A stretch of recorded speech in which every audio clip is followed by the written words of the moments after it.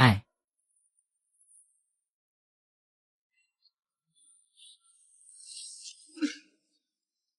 sabi mo, bulag ka na, anong universidad ang papasukan mo? Hindi ba't sayang lang ang pera ko? Walang pera. Mas mabuti pang maghanap ka na lang ng mapapangasawa. Tama, ang hirap ng pagpapalaki sa'yo ng tito mo. Sabi mo, para lang sa isang matandang babae na namatay. Naging bulag ka pa. Pero noon, nagmamakaawa ako, delikado ang sitwasyon. Kung hindi ko iligtas ang lola, wala na siyang buhay.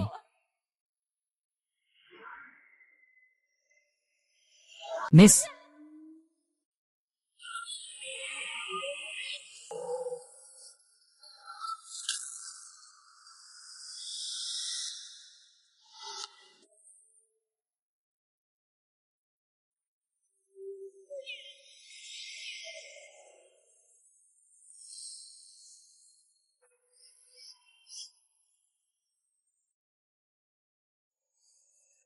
Hey, babae. Saan ito? Nasa ospital ka ngayon. Blink ang mga mata mo. Ako ito. May mukha ka pang magsalita. Sino ang nagmamalasakit sa'yo habang nagtuturo ka sa iba? Sayang, nasayang lang ang dalawang mata. Tita. Sabi ng doktor, pwedeng gamutin ang mata na yon. Pero pinapapasok niyo ako ng maaga sa ospital. Hindi rin mahanap ni Lola kung saan ako. Ha? Anong gamot-gamot dyan? Walang pera ang pamilya namin para ipagamot ang mata mo. At kahit may pera pa man, dapat yun ay para sa pagbili ng bahay at pagpapakasal ng bunso nating kapatid. Sige na, sige na. Huwag mo na siyang kausapin. Lene, mabilis, umalis ka na. Nakakasuka ka kapag nakikita kita. Agad mong hugasan ang damit ng kapatid mo. Nagsisigarilyo ka ba? Ye! Kailangan mong hugasan ng maayos ang medyas mo.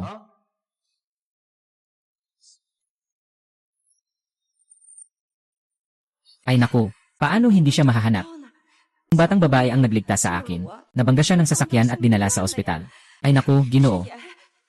Mabilis, tingnan mo, Lola. Nagpadala na ako ng tao para maghanap. Pero sabi ng ospital, kinuha na siya ng pamilya niya at umalis na. Bakit ganun ang pamilya niya? Nababahala ka ba na hindi mo kayang gamutin ang sakit? Ay naku, wala ring naiwan na contact number. Gusto ko siyang hanapin pero hindi ko siya mahanap. Lola, huwag kang mag-alala, tiyak na mahahanap ko siya. Bibigyan ko siya ng nararapat na kabayaran. Ginoo, kung wala ang batang babae na yon, wala na sanang buhay ang Lola. At mukhang napaka-adorable ng batang yon. Maputi ang balat at malalaki ang mga mata. Parang isang maliit na kuneho. Agad mong makikita na siya ay isang mabait na bata. At sa oras na yon, nais kong manatili siya. Saktong makilala ka niya. 29 ka na. Bukas pa ang posisyon ng asawa ng Pangulo ng kumpanya. Hindi ako basta-basta tumitingin sa kahit anong babae. Sisikapin kong linawin ang bagay na ito. Maghintay ka lang ng may pasensya. Mabilis kang pumunta at hanapin siya. Natatakot ako na masasaktan ang batang babae na yon. Naintindihan ko na. Ginoo Kun, ano po ang sabi ninyo? Kung ang nakaligtas sa matandang babae, ay alam na ang nagligtas ay ang pamilya ni Kian na may halagang bilyong-bilyon. Baka tumakbo pa siya ng diretsyo, di ba? Depende na lang kung sino ang gusto niyang iligtas sa akin. Ginoo Kun, ang ibig mong sabihin ay ito ay pinalakad ng may masamang intensyon. Sa kabuuan, hindi pwedeng baliwalain ang bagay na ito. Kailangan mong agad na alamin ang pinagmulan ng sasakyan na yon, at ang kalagayan ng babae. Yung taong ito, parang bingi na sa utang. Hindi mo babalak siyang alagaan sa bahay ng walang bayad. Gandang ideya, nagtanong na ako. Yung matandang walang asawa sa katabing baryo, handang maglabas ng 100,000 yuan. Saktong ibibigay niya itong taong walang utang na ito sa kanya. 10,000 yuan lang. Hindi ba't mura na yon para sa matandang walang asawa? Isa siyang bulag. Magkano pa kaya ang maibibigay na 1,000,000 piso bilang dowry? Kapag naaalala ko yan, nairita ako. Pinalaki namin ang tatay at nanay mo ng ganito katagal. Para lang makakuha ng konting dowry, di ba? At ang resulta, nasira pa ang mata niya. Nakausap ko na ang matandang walang asawa. Bukas ng umaga, papunta na siya para kunin ka. Sa oras na yon, makukuha mo na ang 1,000,000 piso. Mas magaan ang boses mo. Sapat na ba ang halaga ng buhay ko sa 100,000 pesos? Hindi pwede. Kailangan ko talaga.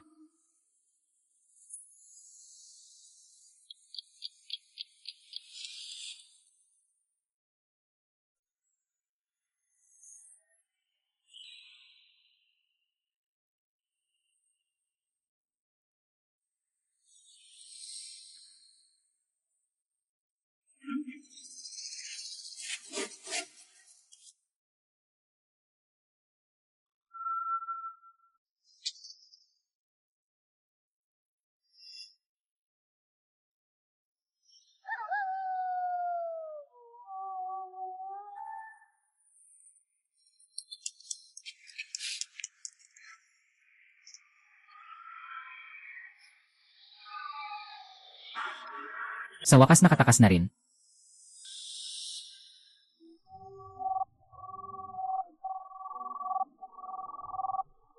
Kagawad Shen Qiao, binabati kita sa pagtanggap sa aming universidad. Magbibigay kami sa iyo ng buong scholarship. Salamat po.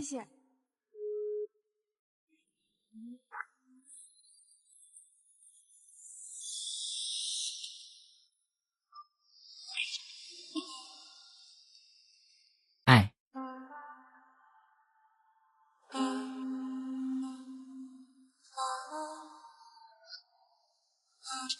sulat ng pagtanggap.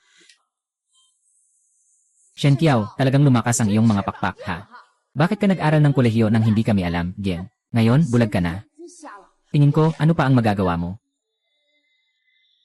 Sobrang nagsikap na akong mabuhay. Bakit kailangan mo pa rin akong tratuhin ng ganito?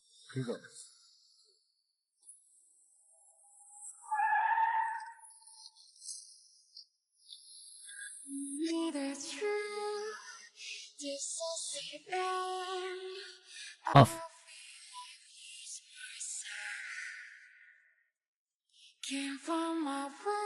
Bakit ka nag-iisa sa daan ng ganitong oras? Pasensya na, hindi ko nakikita. Hindi ko sinasadyang harangan ang daan. Aalis na ako ngayon.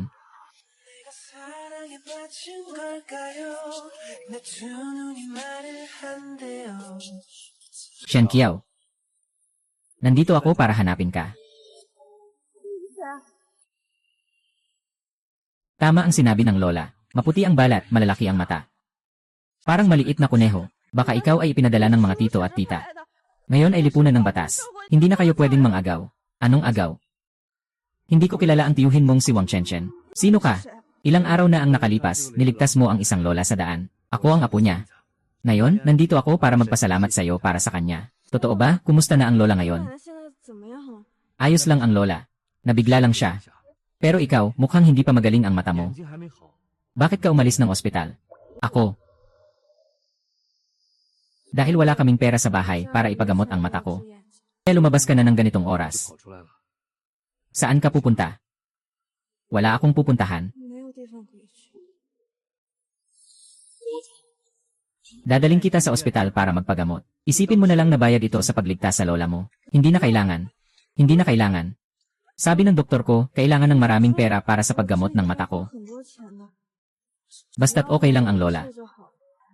Wala kang dapat ipag-alala sa pera. Pero, nais mo bang magpalaboy sa kalye? Gusto mo bang maging bulag habang buhay? Hindi ako yon. Kaya sumama ka sa akin. Shen Qiang, nangako ako sa'yo. Sisiguraduhin kong gagaling ang iyong mga mata. Ito ang unang pagkakataon na may nangako sa akin ng ganito.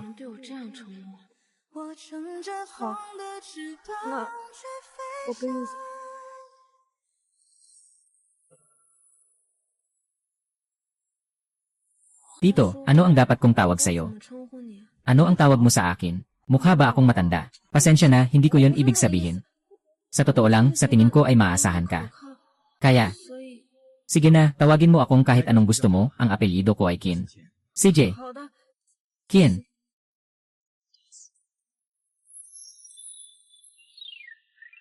Walang anuman, huwag kang matakot.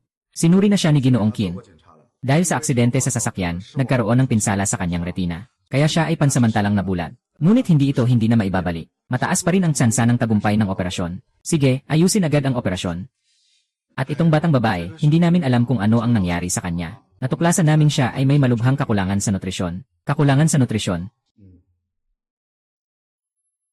Hindi nakapagtataka na mukhang napakapayat niya. Ingatan mo siya habang nasa ospital. Huwag hayaang may makagambala. Bukod dito, anuman ang paraan. Dapat ay maayos ang kanyang mga mata. Si Ginoong Qin. Sinisiyasat na ni Ginoong Qian. Si Shen Qiao ay isang ulila. Inampon siya ng kanyang tiyuhin at tiyahin. Mukhang hindi komplikado ang kanyang mga ugnayan sa lipunan. Naintindihan, magpatuloy sa pagmamasid.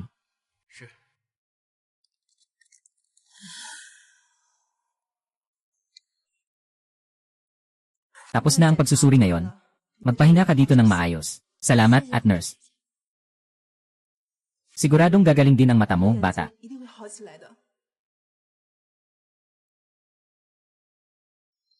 Kuya Ziyaw, kausap na ni General Qin. Bawal ang sinuman na istorbohin si Kuya Ziyaw. Ako ang kasintahan ni General Qin. Bakit hindi siya makakapunta? Narinig ko na dinala ni Kuya Shaye ang isang babae dito. Nasaan siya? Si Angie. Jun ay may usapan sa pasyente, nagpapahinga. Hindi ka pwedeng pumasok. Nasa loob siya. Umalis ka sa daan. Gusto kong makita kung sino ang mapanlinlang na babae na naglakas loob na akitin ang aking fiant. Angie. John.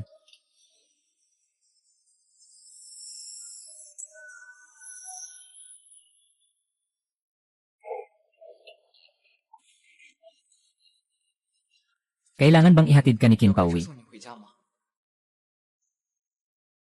Pumunta tayo sa ospital. Tingnan natin siya. CJ. Sige na. Why George? Ay. Ikaw itong mapanukso na humihikbi sa aking fiant. Tama ba? Sino ka ba? May mukha ka pang itanong kung sino ako. Tigil. Huwag siyang galawin. Sige, sabihin mo. Sino siya? Bakit mo siya pinoprotektahan? Siya ang nagligtas sa lola ko. Ano?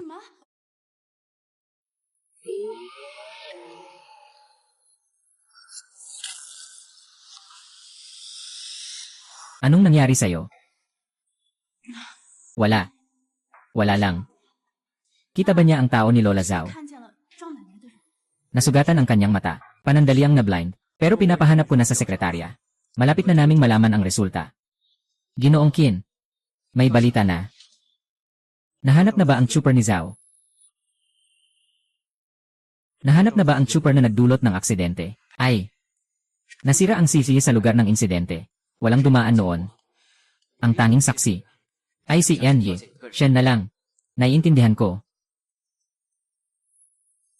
Bakit ka nandito? Ako. Nandito lang ako para makita ka. Pero narinig kong may dala kang estrangherang babae. Lumayo ka sa kanya sa susunod. Pero ako ang fiance mo. Bakit ganyan ang trato mo sa akin? Meron tayong kasunduan. Balang araw, ako rin ang pakakasalan mo. Tama na. Ayaw kong marinig ang mga yan. Umalis ka na. Pero sabi ko,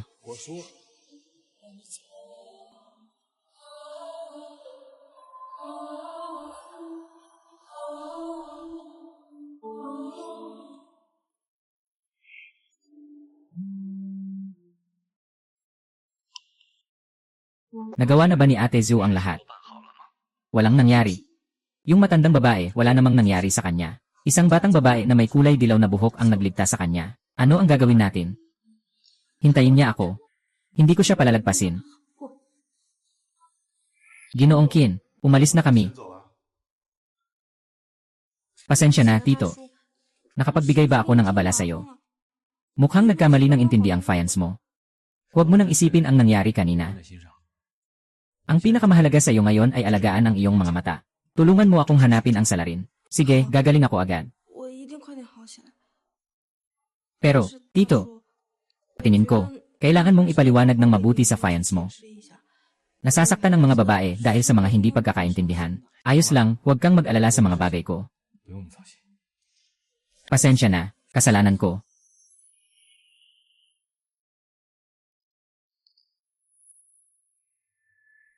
Iutos mo na bantayan siya. Bakit ka sobrang nag-iingat kay Yanje? Shen, Ginoong Qin. Mukha naman siyang medyo inosente. Inosente.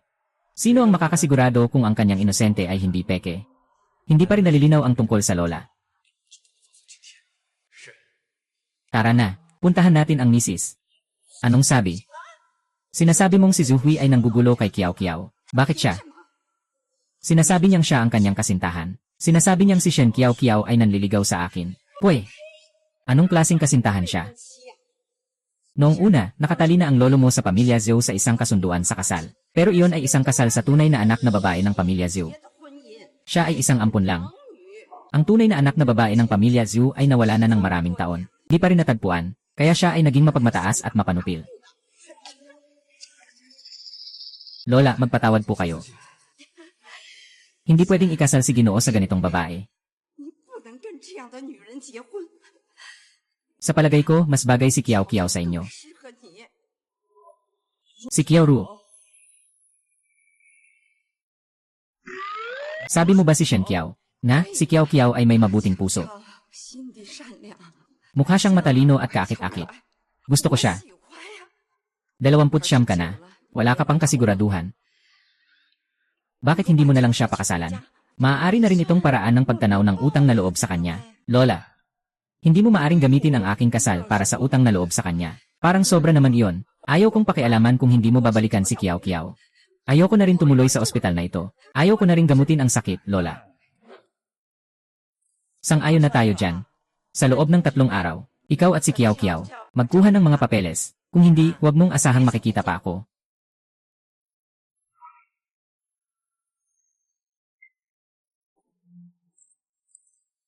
Ginoong Qin, talagang magpapakasal kayo kay Miss Shen. Kung pagpapakasal sa kanya ang makapagpapasaya kay Lola at mapanatili ang kanyang kalusugan, di naman ito imposible. Pero paano kung ayaw ni Enye? Shen. Marami akong paraan para mapapayag siya. Ay, Ginoong Qin, sa wakas ay nandito ka na. Kakatok lang sana ako sa'yo. Anong nangyari? Nawala si Enye. Shen, anong sinabi mo? Anong sinabi mo? Katatapos lang, gusto ko sanang makipag-usap sa kanya tungkol sa mga dapat tandaan bago ang operasyon. Ngunit hindi sinasadyang nasabi ko ang halaga ng operasyon. Sa tingin ko, natatakot siya na baka masyadong mataas ang halaga ng operasyon. Kaya agad siyang nagpadala ng tao para hanapin siya. Hindi makakita. Ano sa tingin mo?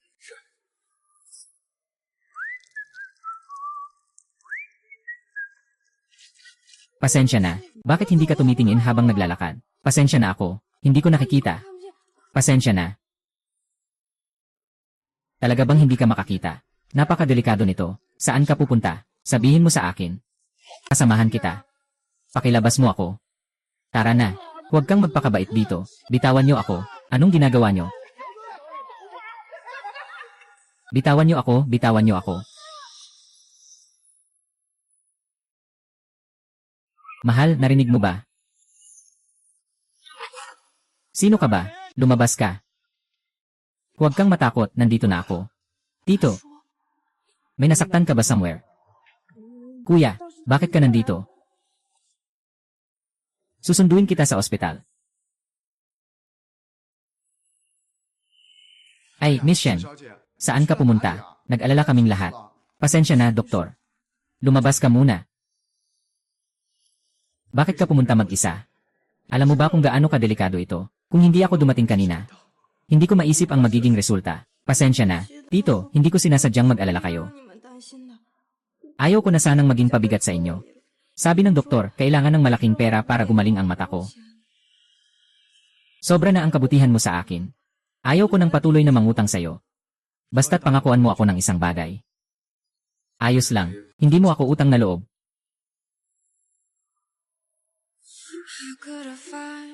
Pakasal ka sa akin. Ano? Gustong-gusto ka ng lola ko. Gusto niyang maging manugang kanya. Basta't pumayag kang pakasalan ako. Gagamitin ko ang pera para sa operasyon ng asawa ko. Karapatan ko yon. Hindi mo ako utang na loob. Gusto mo akong pakasalan. Ito ay parang isang kasunduan. Basta't magkuha tayo ng sertipiko para mapasaya si lola. Pero ano? Matulog. Hindi mo ba naiisip na may iba ka pang pagpipilian? Handa ka bang maging bulag habang buhay? At hayaan ang lahat na maliitin ka at apiin ka? Siyempre hindi. Ayaw kong sumuko. Isang beses lang ang pagkakataon. Gusto mo bang magpakasal sa akin?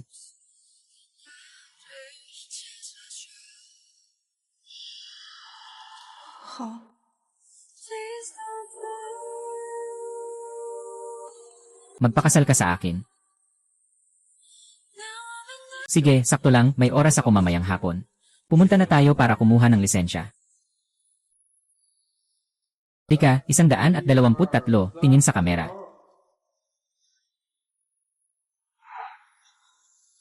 Huwag kang kabahan.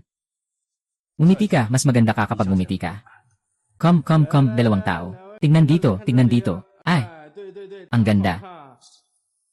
Ah, kayong dalawa talaga, bagay na bagay kayo. Tito, sandali, anong nangyayari? Gusto kong makita ang aming sertipiko ng kasal. Nakikita mo ba? Ngayon, hindi na ako makakita. Gusto ko lang maramdaman ito. Sundalo at pumatay. Ang galing talaga. Ganito lang ako nakapag-asawa ng iba. Maganda ang kuha ng larawan. Sayang hindi ko makita. Hindi ko pa alam kung anong itsura ng tiyuhin. Eh paano kung pangit ako? Gaano ka pangit? Maliit ang mata, patag ang ilong. At malapad ang mukha. Walang anuman. Kahit anong hitsura ng tiyuhin, hindi kita husgahan. Kapag gumaling na ang mata mo, tingnan mo na lang. Pasensya na, tiyuhin. Maaari mo bang tingnan kung sino ang tumawag sa akin? Gusto bang sagutin ng tiyahin mo? Sandali, huwag. Shen Jiao, ikaw na masamang bata. Ang tapang mo na. Hawak mong hindi ka babalik magdamag. Umalis ka na dito at bumalik ka agad para makipagkita. Sabi ng tita mo na magpakasal ka na. Anong ibig sabihin yan? May tinatago kang sikreto sa akin. Hindi po. Sila ni Tio ay nagkaisa.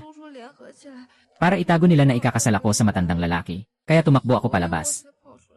Kaya noong araw na nakilala kita, kaya kaganoon ka bahala. Sa ganitong bagay, bakit hindi mo sinabi agad? Pasensya na, Lolo, hang up mo na ang tawag. Hindi na ako babalik. Nandito ako, hindi ka na kailangang matakot. Ikaw ang tita ni Shen Qiao. Sino ka? Bakit si Shen Qiao ang tatawagan? Hindi na kailangan. Binata ko lang ito para sabihin sa'yo. Si Shen Qiao ay hindi na babalik para magpakasal. Dahil kasal na kami. Anong sinasabi mo? Si Shen Qiao ay parang bulag. Sino ba ang maghahanap sa kanya? Sa tingin ko, ikaw ay isang siraang ulo na manloloko. Hindi manloloko si Tio. Hindi manloloko si Tio. Si Tio ang pinakamabuting tao sa akin, Tio. Minsan mula pagkabata. Araw-araw akong natatakot. Kahit anong hindi niyo gusto, ako ang pinapagsasapan. Si Yao Zhu ay nakakakain at nakakapagdamit. Samantalang ako ay kailangan lang magsuot ng mga damit na itinapon ng iba. Ngayon, sa halagang 100,000. Ibinenta niyo ako sa isang hindi kilalang matandang lalaki bilang asawa. Ano ang karapatan niyo na hilingin akong bumalik? Hindi na ako babalik sa bahay na ito. Narinig niyo ang sinabi ni Shen Qiang. Pakinggan mo yan. Sinasabi ko sa'yo, sino ka ba? Bakit ka nakikialam sa pamilya namin? Wala akong magagawa. Pero may makakapag-ayos. Ngayon, ire-report ko ito sa pulis. Kayo ay may kinalaman sa human trafficking. Makikita natin kung magiging mayabang pa kayo sa oras na yon. Hoy.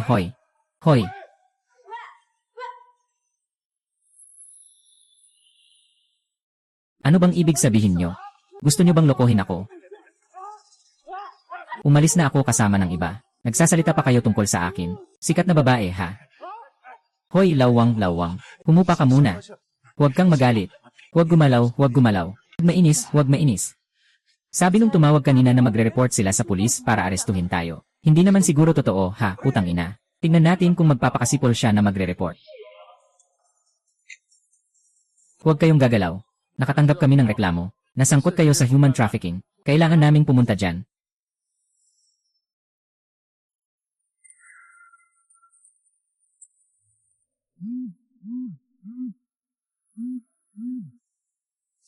Si Ginoong Qin ay tumanggap ng inyong reklamo. Nakuha na ang tao. Ang hirap ng pinagdaanan nyo. Wala ka nang dapat ikatakot. Hindi na sila mangahas na hanapin ka. Salamat, Tito. Paano ang cellphone ko? Yenan, sobrang luma na. Papalitan kita ng bago mamaya. Hindi na, Tito. Okay na ako sa luma. Shen Qiang, ang katayuan mo ngayon ay asawa ko. Hindi mo kailangang ipagkait ang sarili mo. Kung hindi, ano ang isipin ng iba tungkol sa akin? Sige, makikinig ako sa tiyuhin. Sumakay ka na sa sasakyan.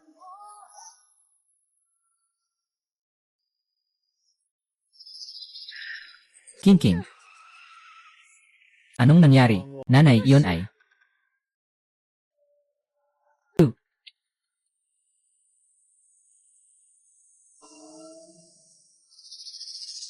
Nanay, anong nangyari?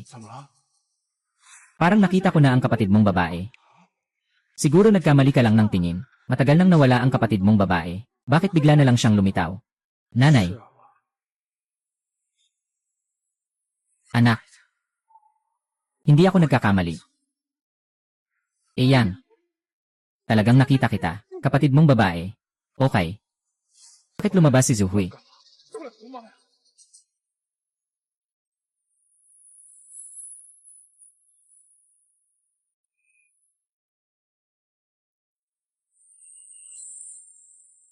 Mabuti ang kalagayan ni Miss Shen, Ginoong Qin. Maaari na tayong maghanda para sa operasyon. Lanan, naiintindihan ko. Tito. Anong nangyari? Medyo kinakabahan ako. Walang dapat ikabahala.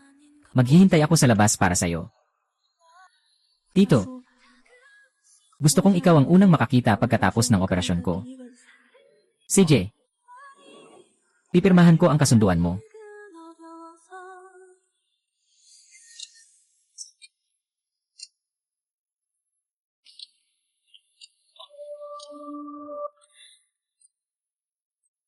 Boskin, kinakabahan ka ba? Bakit naman ako kinakabahan? Siya ang may kasalanan, hindi ako. Pero si Boskin, nakaikot ka na ng kalahating oras. Ay naku, huwag kang mag-alala, Ginoong Qian. Sabi ng doktor, taas ang tsansa ng tagumpay ng kanyang operasyon. Tingnan mo, lumabas na siya. Gusto siya, pero sigurado ako, hindi ako sapat. Dalhin mo ako. Mabilis ang tagumpay ng operasyon ni Ginoong Chen, totoo yan. Tito, nakikita ng mga mata ko.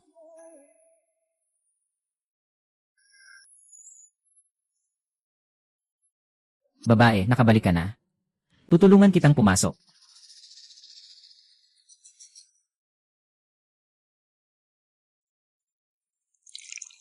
Wilhui.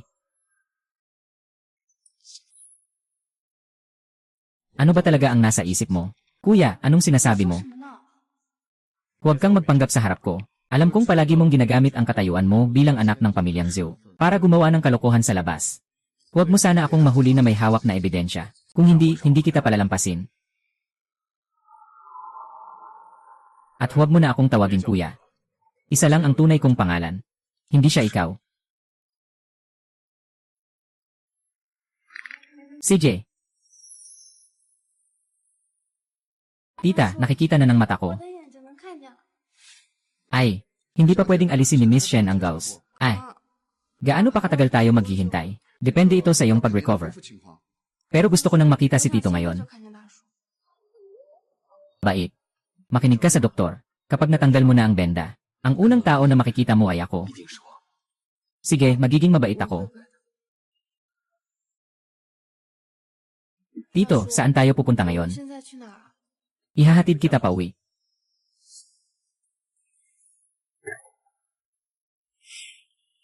Mag-ingat sa ilalim ng paa. Nakarating na tayo sa bahay.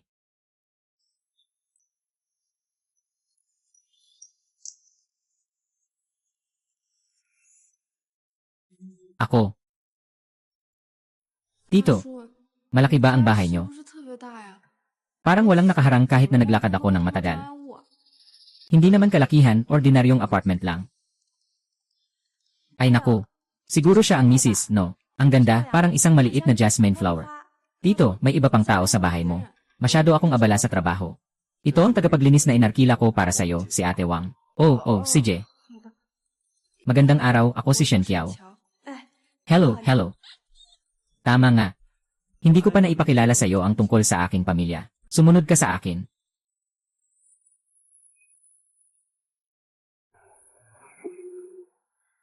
Shen Qiang, simple lang ang mga miyembro ng pamilya ko. Bilang ni Lola. Pag-uwi niya mula sa ospital, babalik siya dito. Sige po, kuya. Tungkol sa kalagayan namin. Ako ay mula sa isang ordinaryong pamilya. Hindi naman kami mayaman. Hindi ka magsasawa, di ba? Kayo na ang pinakamayamang tao sa Beijing. Pero pamilya lang kami. Siyempre, hindi. Tito, huwag kang matakot na mapahiya ako kapag nagsabi. Simula pagkabata, wala na akong sariling kwarto. Kailangan lang akong tumira sa kusina. Ngayon, nakatira na ako dito. Sobra na akong kontento. Yila the way. Ito ang bagong cellphone na binili ko para sa'yo.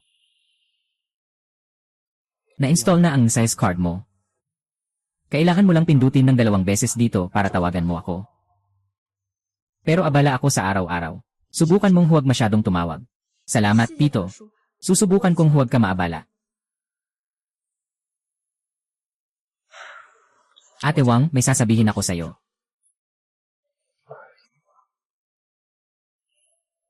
Ginoo, bakit ka nanlilim lang sa misis mo? Nagpakasal ako sa kanya dahil sa hiling ng lola. Ayokong magpakita ng labis sa kanya. Baka gumawa siya ng bagay na makakasama sa pamilya Qin. Sige na.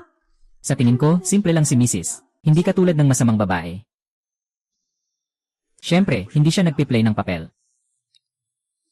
Hello, kumusta? Anong sinasabi mo? Anong sinasabi mo?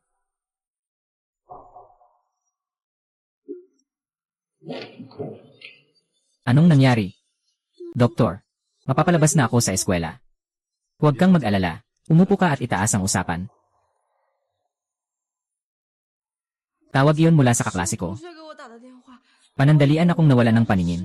Nag-file ako ng leave of absence. Sabi nila, diretso raw pumunta sa paaralan ang mga tito at tita ko para ayusin ang aking pag-withdraw. Paano nila magagawa yan, tito? Ano ang gagawin ko? Mahirap na nakuha ko ang aking pwesto sa universidad. Hindi ko maaring mag-withdraw. Huwag kang matakot. Kailangan mong makipag-ugnayan sa paaralan para sa isang sertipiko ng pagbabalik. Pipirmahan ko lang ito para sa'yo. Pero, kailangan ng sertipiko na mula sa direktang kamag-anak. Mahal, kasal na tayo. Ngayon, asawa na kita.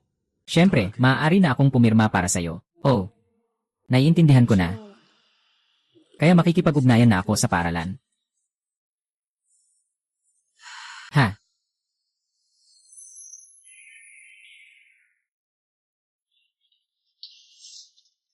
Tito. Tito.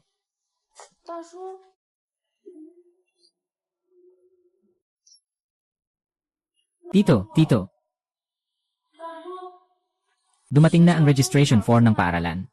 Maaari mo bang pirmahan ito? Tito.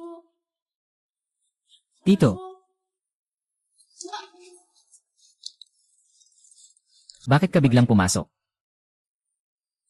Pupunta ako dito para pirmahan ka.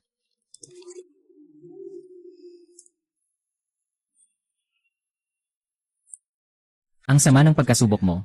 Balak mo bang mang-ghosting? Hindi ako ganito.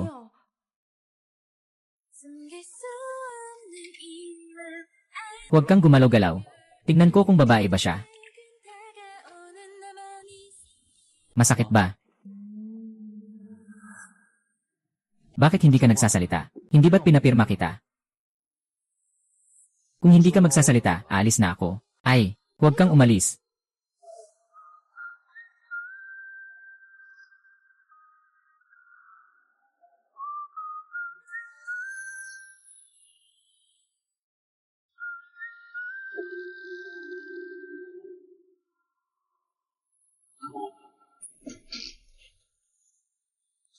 Hindi na dapat ganito sa susunod. Napakadelikado nito. O sige, Tito.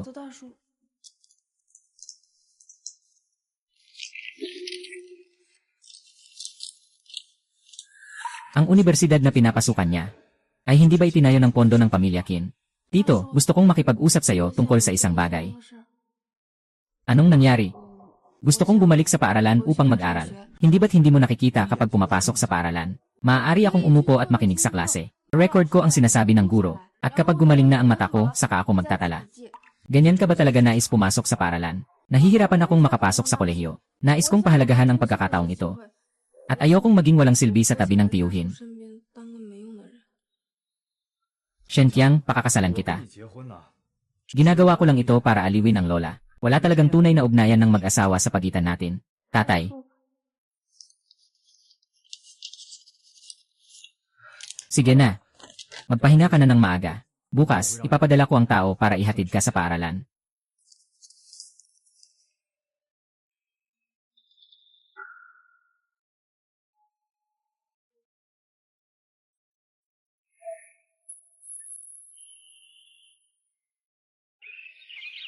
Ginoo, talaga bang hindi mo kailangan ihatid ang misis sa paaralan?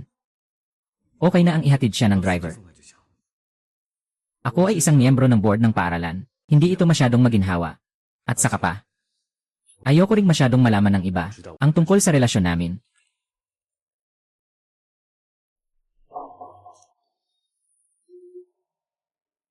Mag-ingat kayo sa pagpasok sa eskwela ngayon.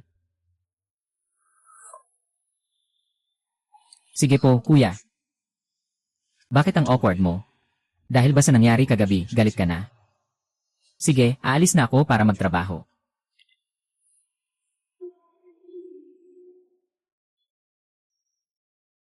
Huwag. Paalam, kuya. Ginoo, nandyan na ang chopper sa labas para sa'yo. Sige, salamat, Ate Wang.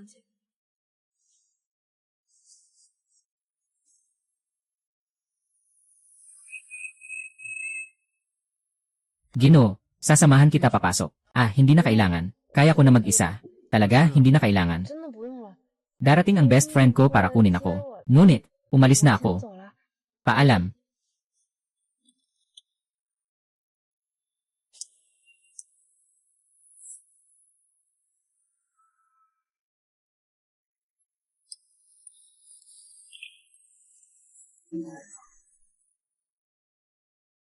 May babae na galing dito. Dahan-dahan lang. Halika.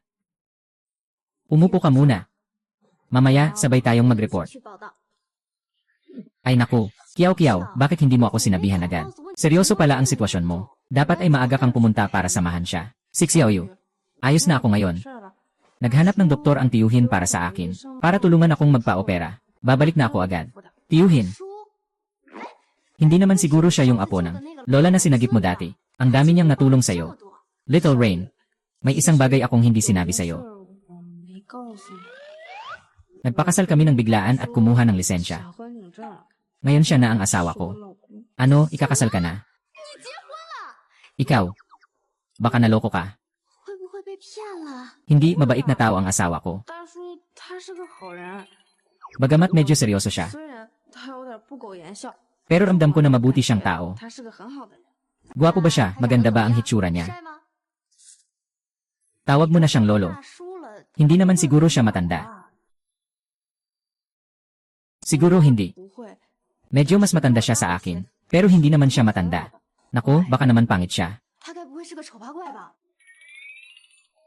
Maliit ang mata, mababa ang ilong. At malapad ang mukha. Anan? Siguro hindi rin siya pangit. Pero kahit ano pa man ang itsura niya, hindi ko siya tatanggihan. Ay Jojo, sobrang pagiging inosente mo talaga. Alam mo ba kung anong pangalan niya? Sabihin mo sa akin. Tutulungan kitang hanapin. Yinan, alam ko lang na ang apelyido niya ay Qian. Pero hindi niya kailanman sinabi sa akin ang pangalan niya. Apelyidong Qin, ang board member namin sa school ay Qin din. Hindi pwedeng mangyari na nagkataon lang, Dian. Lanan. Impossible yon. Tito, isa lang siyang ordinaryong tao. Ay, tama nga. Pumirma siya sa aplikasyon ko. Tingnan mo.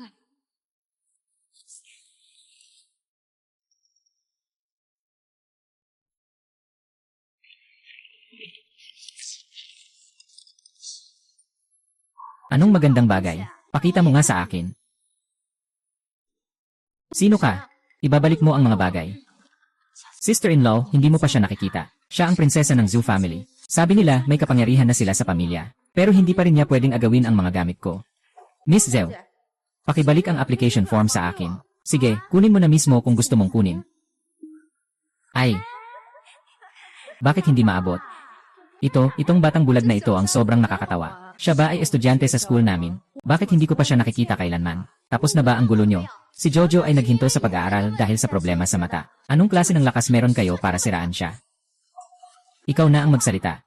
Ginoong Zhu, wala akong sama ng loob sa'yo. Anong kailangan mo sa akin? Huwag mong galawin ang kaibigan ko, ay. Ikaw, maliit na masamang tao. Mukhang may prinsipyo ka rin. Ginoong Jin, magpahinga ka muna. May meeting pa tayo mamaya. Pwede ka nang umalis. CJ.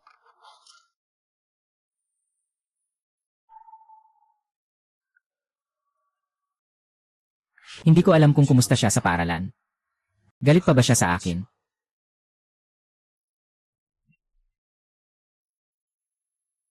Ginoong Qin, nakahanda na ang silid ng pulong. Darating na ako.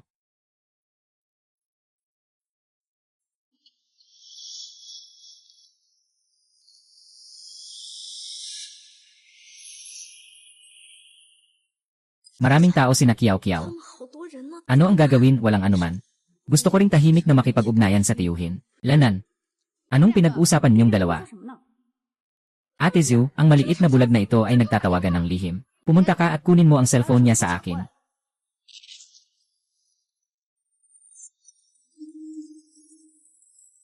Gusto kong makita kung sino ang gusto mong tawagan. Asawa, ikaw itong maliit na masamang tao. Dahil kasana tayo. Bakit ka pa nakikipaglandian sa ibang lalaki? Ibalik mo sa akin ang cellphone mo. Anong kalokohan ang sinasabi nyo? Nakatayo sa harap mo. Ay ang tanyag na anak ng pamilyang Zhu sa kabisera. Anong masama kung kinuha niya ang cellphone mo? Alam nyo ba kung sino ang asawa ni Qiang Qiang? Kayo ba'y may lakas ng loob na saktan siya? Sige na, sino ba siya? Asawa ni Kiao Kiao ay may apelidong Qin. Siya ay isang miyembro ng board ng aming paaralan. Ano nang sinabi mo? Siguradong nag-imbento lang ang babaeng yan. Napaka-misteryoso ni Ginoong Qin. Hindi pa siya nagpakita sa publiko kailanman. At wala ring balita na siya ay nag-asawa na. Kaya't ang mga mayayaman ay tahimik. Kung hindi kayo naniniwala, hintayin nyo na lang siyang dumating. Ano ang gagawin kung totoo ang sinasabi niya? Hindi ko kayang makipagsapalaran kay Qin Xiaodong. Zhu, baka mas mabuting huwag na lang. Mga tanga, kahit nagsisinungaling, hindi man lang nag-isip. Hindi nyo alam kung sino si Qin Xiaodong. Pero kilala ko siya. Hindi siya mag-aasawa sa babaeng ito. Dahil siya ang aking fan.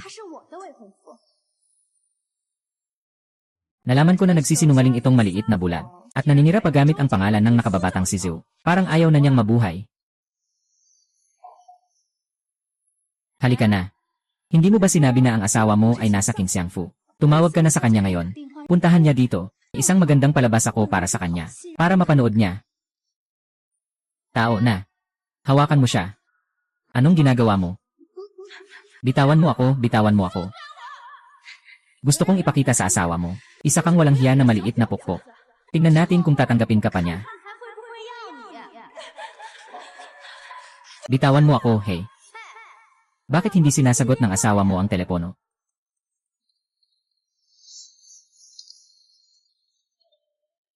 Putang ina. Sige, kagatin mo ako. Huwag maglaro ng bola. Ano kung naglaro ako? Basta, siya naman ay isang walang kwentang tao. Lene. Narito na ang asawa mo. Makinig ka, isasama ko sa speaker. Hello, Shenjeo. Tumawag ka sa akin. Tulong, tito.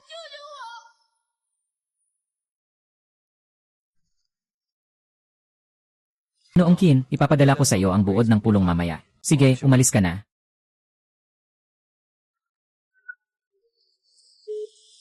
Hoy, Tio Shen Qiao. Tulungan mo ako, nasaan ka? Anong nangyari? Bakit parang pamilyar ang boses na to? Tio, nandito ako sa paaralan. Tumahimik ka, nakakabingi. Shen Qiao, talagang nakakainis ka. Bakit tinatawag mo akong Tio? Ikaw ba yung matandang lalaki na sinasandalan mo? Sino ka? Mas mabuting pakawalan mo na ako. Shen Qiao. Hindi kita palalampasin. Hala, ang takot ko na. Kung may lakas ka, lumapit ka. Ipapakita ko kung sino talaga ang hindi magpapatalo. Ginoo Qin, anong nangyayari sa'yo? Ihanda mo na ang sasakyan. May nangyari sa pamilya Chen. Ano, pupunta na ako ngayon. Bakit mo ako pinakawalan? Bakit ka nakatulala? Hindi mo pa natatanggal ang damit, ituloy mo. Anong balak mo? Bitawan mo ako, Shen Hui. Nabaliw ka na ba? Darating na ang asawa ni Kiao Kiao. Bakit hindi ka pa tumitigil? Ang pamilya Zhu ay isa sa pinakamalalaking angkan sa Jiangsheng. Sino ang magtatangkang makipag-away sa aking prinsesang Zhu? Narito na siya. Karapat dapat ka lang na yumuko at magbihis ng sapatos para sa akin, Miss Zhu. Saang bahagi ba kita nasaktan? Bakit mo ako ganito pinapahirapan? Tumigil ka. Huwag mong saktan siya. Sino siya at bakit mo siya ginagawang protektahan? Siya ang taong nagligtas sa lola ko. Kasi hindi ko magustuhan ka lang talaga. Palaging nakikipag-away sa akin. Kung hindi dahil kay Shaye noong time na yon, bakit niya ako pinalayas? Hindi ko kilala si Shaye, ikaw. At nagmamalaki kang hindi. Paano ka nakipag-ugnayan kay Shaye? Kung hindi ka magsasabi ng totoo, babaliin ko ang mukha mong ito. Hindi talaga kita kilala. Bitawan niyo ako, bitawan niyo ako. Subukan mong galawin siya. Lene, nandito na ang asawang patay.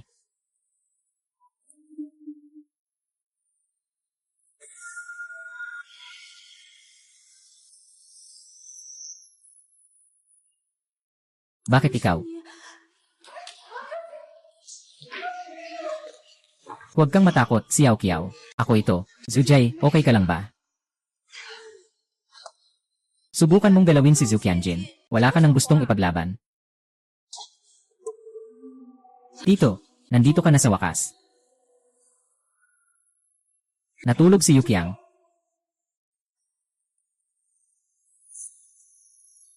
Ikaw ang may gawa ng lahat ng ito. Ako. Hindi ito possible. Paano ka nandito? Zihue, talagang lumalaki na ang loob mo. Matagal na kitang binabalaan. Paalisin mo siya sa kanya. Bakit siya makakapagsalita sa iyo ng ganyan? Hindi ba't si Ginoong Qin ang iyong kasintahan? Patawag mo na ang iyong kasintahan para suportahan ka. Ginagamit mo lang ang aking pagkatao para magpasikat sa labas.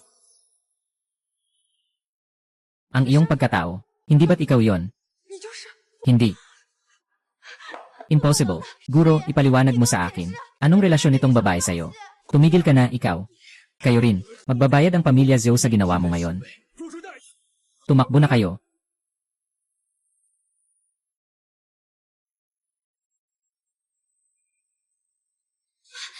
Sandali, hindi pwedeng ganito. Dalhin si Qiao Qiao. Si President Qin ay siguro kaibigan ng asawa. Ng asawa. Ikaw ba ay? Ako ang asawa ni Shen Qiao. Asawa ni Xiao Zhen si Chairman Xiao. Dalhin mo rin siya sa ospital. Ate Zhu, siya ba talaga si Chairman Qin? Hindi ba't sinabi mo na siya ay si Niu Wangfu? Bakit siya? Mga tanga, kasalanan niyo ito. Tapos na ang lahat.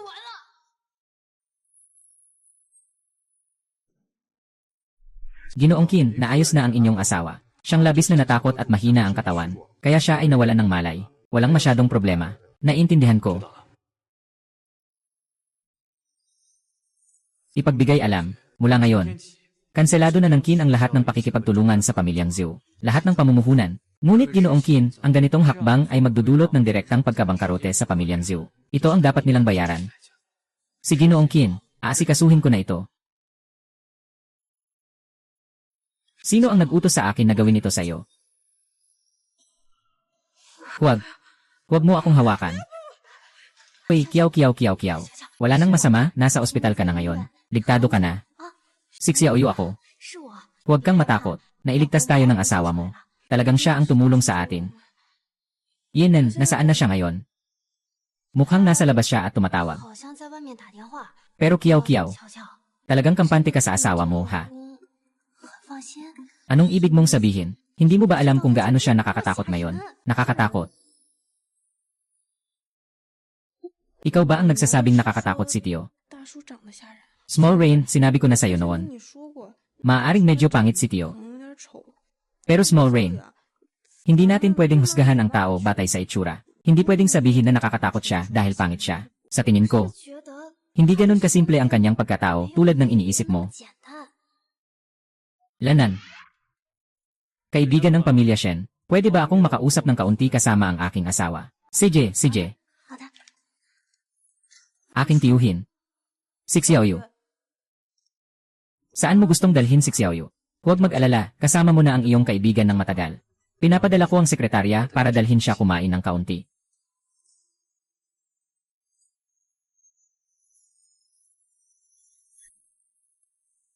Kanina, parang narinig kong sinasabi mo na pangit ako. Tiyuhin, hindi ko yon ibig sabihin. Nagbibiro lang. Ang nangyari kay Shen Qiao ngayon ay dahil sa aking kapabayaan. Hindi ko kaagad na alagaan ka. Pasensya na, Tito. Nagdulot ako ng abala sa'yo. Huwag kang basta-basta humingi ng tawad mula ngayon. Ang mga tao sa paligid ko ay hindi kailangang magtiis.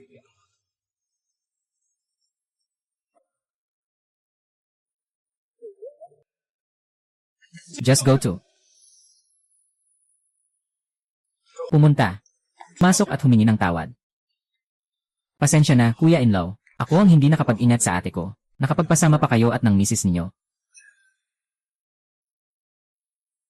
Siya ay. Kumusta, Zuyang, ang laki ng loob mo? Na pumasok ng walang permiso. Pasensya na, General Qin. Talagang wala na akong magagawa. Sa buong grupo ng zoo may ilang daang tao. Kung talagang mababang karote, lahat sila ay mawawalan ng trabaho. Ang problemang ito ay dapat ayusin ng pamilya ni Zhu. Noong Qin, alam ko na ang nangyari na yon ay gawa ni Pangulong Zhu. Kaya dinala ko siya dito para humingi ng tawad sa inyo. Lumuhod ka at humingi ng tawad kay Ginang Qin. Ate, alam kong nagkamali ako. Pakiusap, huwag mong gawin ito. Tumahimik ka na, huwag ka nang sumigaw. Hindi nagkamali si Ginoong Qian. Ako ang papalit sa kanya.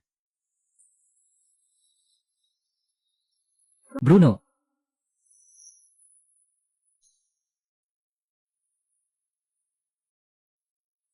Tito. Sige na nga. Anong sinabi mo? Ako. Pagod na ako, gusto kong magpahinga. Huwag na nating hayaan silang humingi sa atin dito. Zuyang, dapat kang magpasalamat sa aking misis, masyado siyang mabait. Ipapasa ko na ang nangyari sa inyo ngayon. Pero mangyaring alagaan mo ng mabuti ang kapatid mong babae mula ngayon. Kung may susunod pa. Naiintindihan ko. Naiintindihan ko na.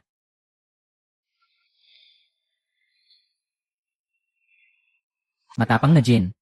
Salamat sa'yo. Walang anuman.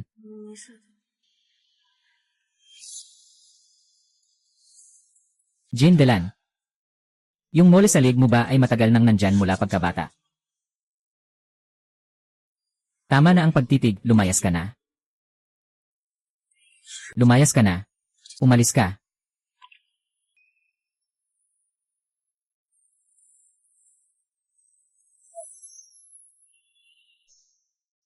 Umalis ka.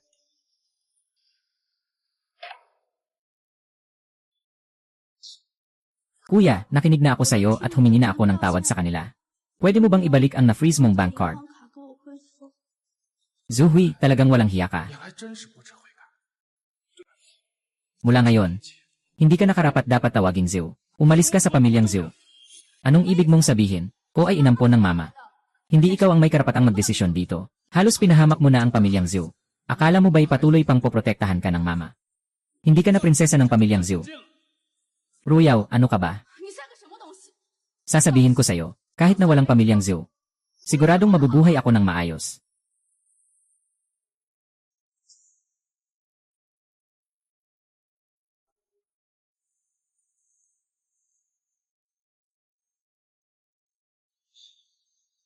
Inay, may sasabihin ako sa'yo. Ako. Parang nahanap ko na ang nakababatang kapatid ko.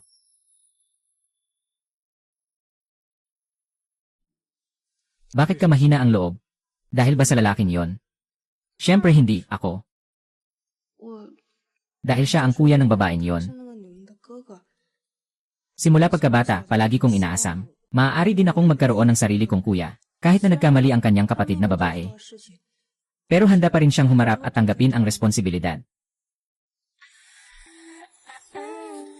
Hindi kita papayagang mag-isip ng ibang lalaki. Nakaabala ako, Ginoong Qin. Nandito ako para suriin si Yanji. Shen, Yu, Dok, wala na akong ibang problema. Kailangan ko pa bang magpasuri? Ito ay pagsusuri sa mata. Kung walang masyadong problema, maaari ko nang tanggalin ang gauze sa'yo. Ate, makikita ko na agad.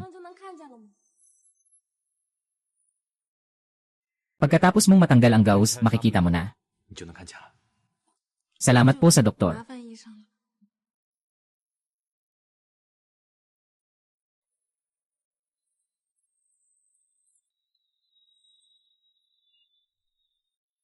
Tapos na, Miss Shen. Pwede mo nang subukang buksan ang mata mo.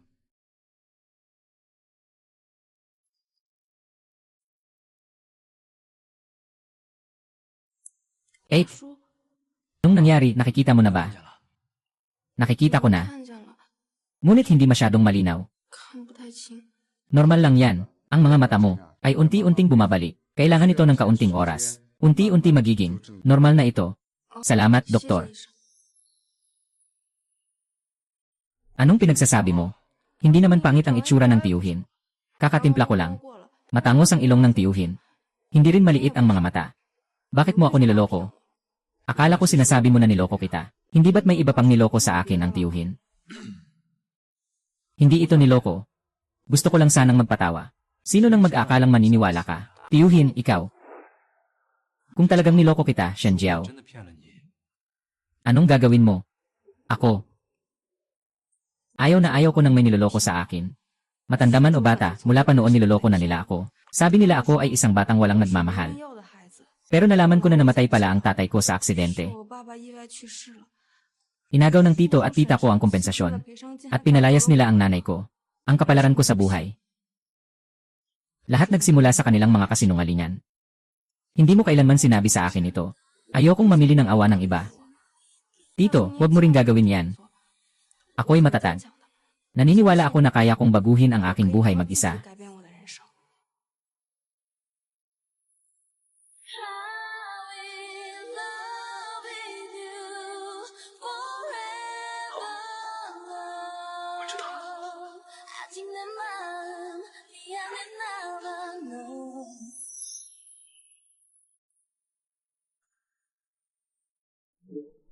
Magpahinga ka muna ng maayos. Ipapabili ko sa sekretarya mo ng isang pares ng salamin sa mata. Sa panahong ito, dapat kang umiwas sa liwanag.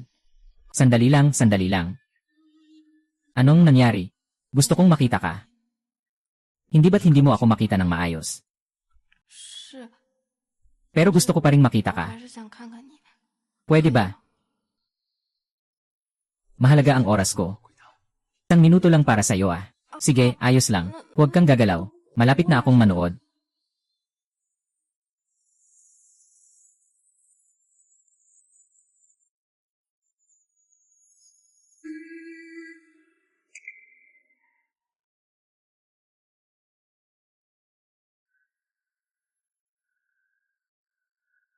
Anong nangyari? Tito, niloloko mo ako. Anong pinagsasabi mong niloloko kita?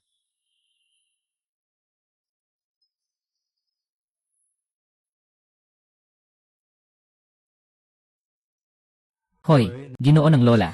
Narinig ko na niloko si Kiao Kiao. Anong nangyari? Huwag kang mag-alala, Lola. Ayos na siya. Bakit ganito kaswerte ang batang ito? At ikaw, paano mo siya inalagaan? Alam ko na mali ako. Kaya't balak kong ayusin ito para sa kanya. Anong ibig mong sabihin? Balak kong bigyan siya ng isang formal na kasal. Formal na pakasalan siya.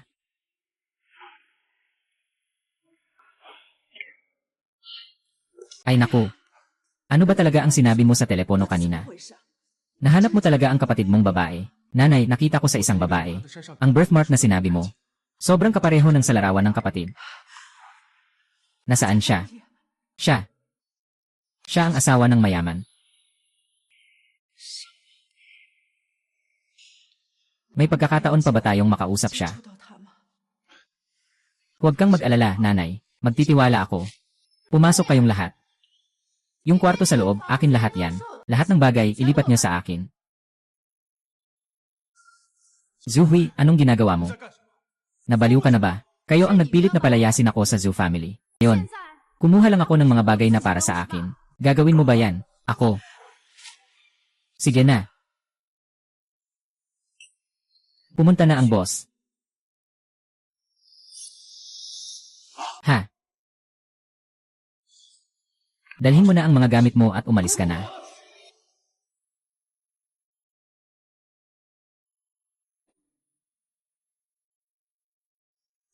Ay naku. Kailangan mong mahanap ang ate mo. Pinapangako ko sa'yo. Siguradong gagawin ko. Jiao Jiao, sa wakas nakita na kita. Ikaw ay si. Ito ang lola mo. Ay, lola. Nakauwi ka na. Kamusta ang katawan mo?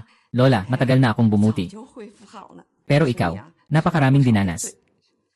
Halika, tingnan kita, lola. Kiao Kiao, nakikita mo na ang mga mata mo. Pero hindi pa masyadong malinaw. Walang anuman, magpakatatag ka sa iyong kalusugan. Bibilis din ang iyong paggaling.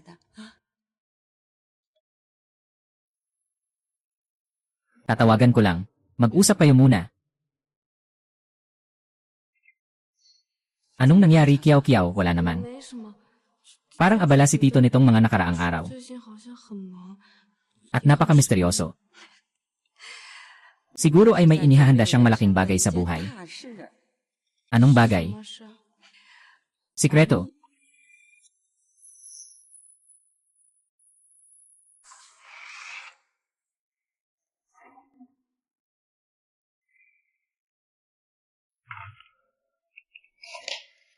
Bakit ikaw? Ako ang nagdala ng tsaa para kay Ate Wang. Salamat.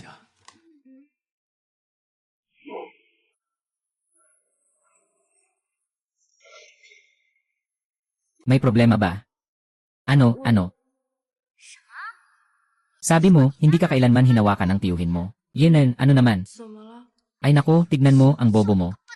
Hindi mo ba gusto ang tiyuhin mo? Kailangan mong maghanap ng paraan para siya ay mahuli. Ako.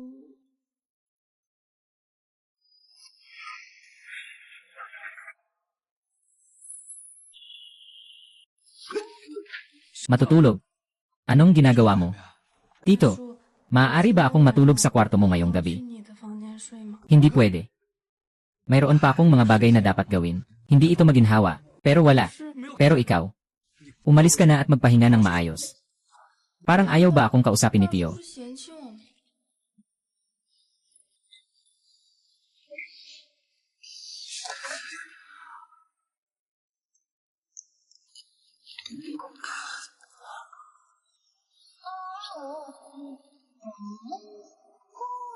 Itong maliit na tanga. Sino ba ang nagturo sa kanya niyan?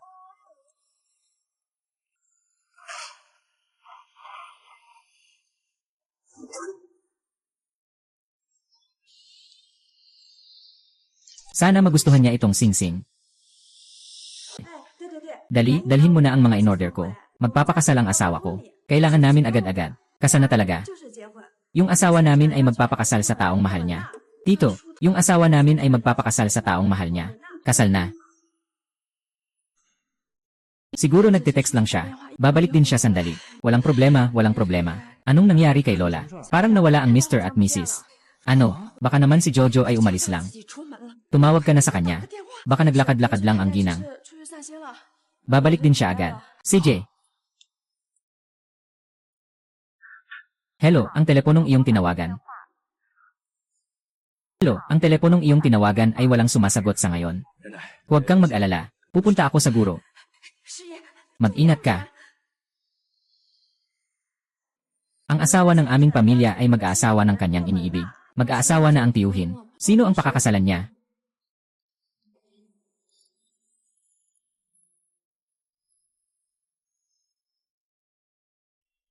Bakit hindi ko pa rin makita ng maayos?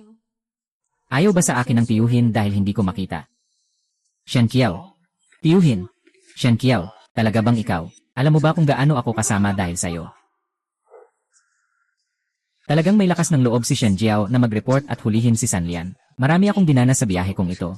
Kapag nahuli ko siya, makikita niya ang masamang mangyayari. Umalis ka na. Sweldo niyo yan. Bitawan mo ako. Ay. Aba, paano ka naging ganito? Tumigil ka, huwag kang umalis. Hoy, mga magulang. Nahanap ko na si Shen Tiao. Mabilis kayong pumunta dito. Saan ba ito? Hindi ko makita ng maayos. Tito. Nako, nahuli din kita, batang ito. Uy, nagpalit ka pa ng cellphone. Paano ito nasira? Kung hindi, makakakuha pa tayo ng mas maraming pera. Ay, kung mahuhuli siya, makakakuha tayo ng pera, di ba? Ay, tama. Sige, sumama kayo sa amin. Ngayon din, ikaw masamang tao. Hindi nyo dapat gawin yan. Kasal na ako. Ang ginagawa nyo ay labag sa batas. Hahaha, labag sa batas. Shen Qiang, hanggang ngayon ay nandyan ka pa rin sa panlilinlang. Sabi mo kasal ka na. Nasaan ang asawa mo? Papayagan ka ba niyang maglibot dito na bulag? Iyere, tignan mo, hindi kita maayos na mapapagalitan ngayon. Subukan mo. Ayos ka lang ba, anak? Ako ito, ikaw kumusta? Sino ka para saktan ng anak ko? Ako ang asawa ni Shen Qiao. Lene. Putang. Nasa labas ka pa rin. Talagang nakipaglandian ka sa isang lalaki. Ayaw na kitang makasama. Ang kapal ng mukha mo. Masakit, nakakahiya ka. Si Shen Qiao ang asawa ko. Poprotektahan ko siya. Mabala ako sa inyo. Nasa daan na ang mga tao ko. Kung magpapatuloy pa kayo sa kalokohan, walang ibang daan kundi ang kamatayan. Yare. Ay naku, ang yabang mo naman. Ikaw ang nagulat sa akin dati. Ngayon, ayusin natin ang mga bagay-bagay sa'yo. Tatlo kami at hindi ka namin kayang talunin. Sige, subukan nyo. Subukan lang, susubukan ko. Anong Diyos?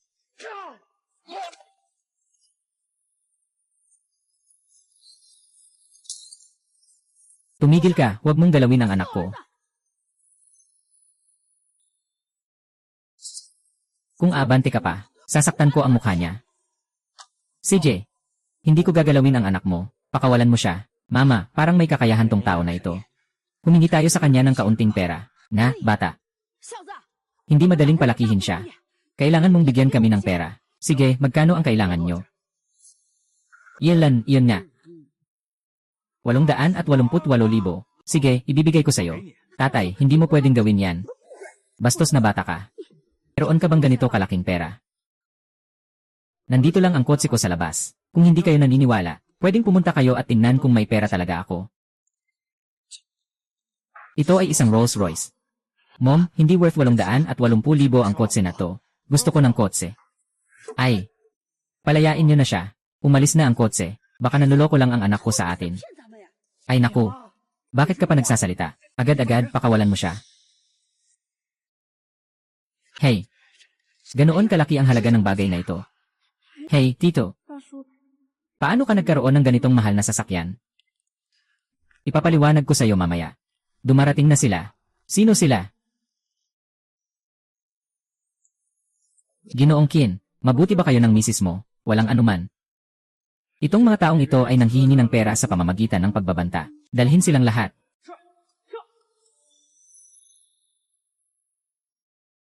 Hey, bitawan mo ako.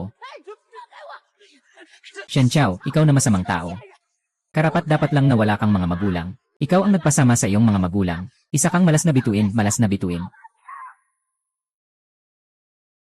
Huwag mong pakinggan sila.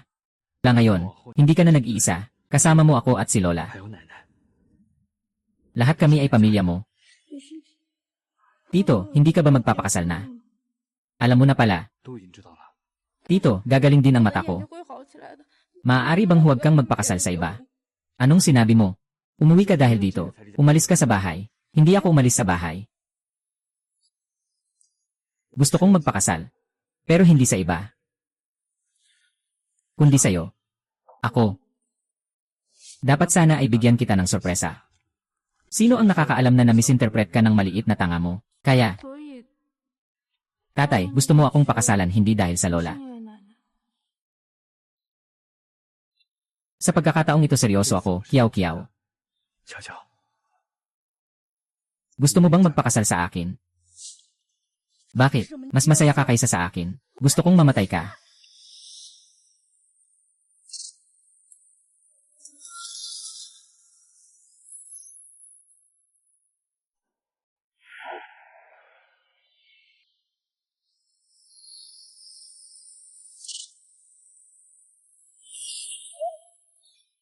QQ, gising ka na. Doktor. Halika na. Ikaw ay... Lola. Ay nako.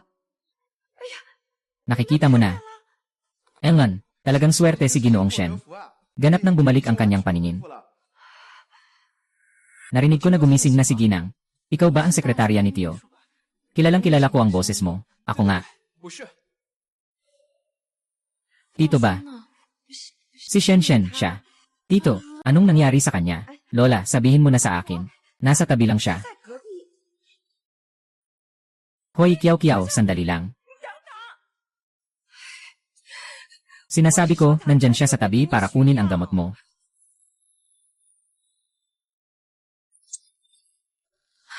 Hindi. Impossible. Tito, anong nangyari sa'yo? Miss, anong ginagawa mo? Bitawan mo na siya. Please. Hayaan mo akong makausap siya. Asawa. Sino kausap mo? Sino kasama mo? Tito. Nakikita mo na.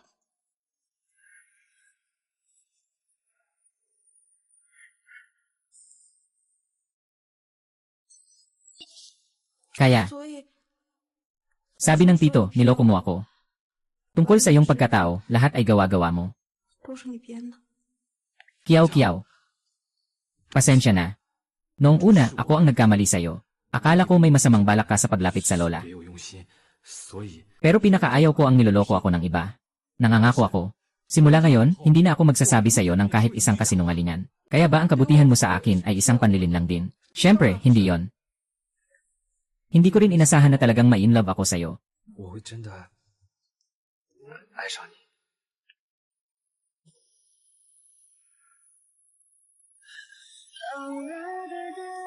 Xiao Kiao. Bigyan mo ako ng isa pang pagkakataon. Okay lang ba, Tito? Sa pagkakataong ito, huwag mo na akong lokohin ulit. Lene.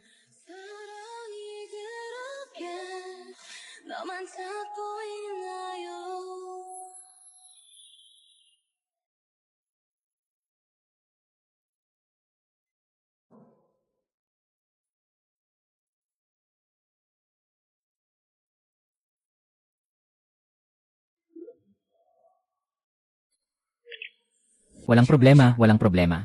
Ipagpatuloy lang, ipagpatuloy.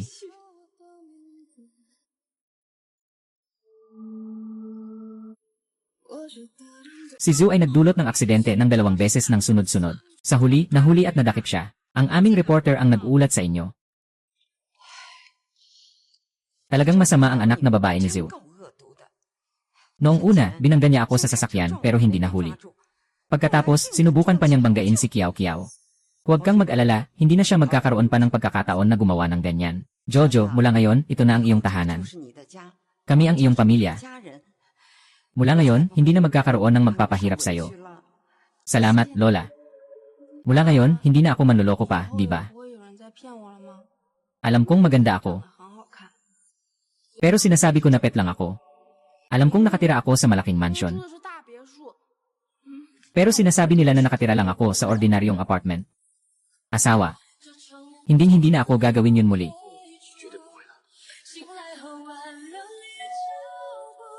Ako na ang magbubukas ng pinto. Sasamahan kita.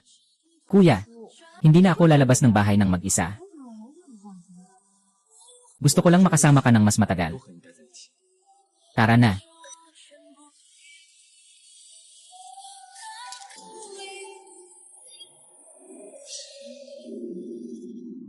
Si Kon. Bakit ikaw? Hindi kayo welcome sa pamilya Kon. Hey, Gino. Pakiusap, antayin mo ako. Pumupunta ako para hanapin ang anak ko. Hanapin ang anak ko. Siya. Maaaring siya ang anak ko na nawalang matagal na panahon.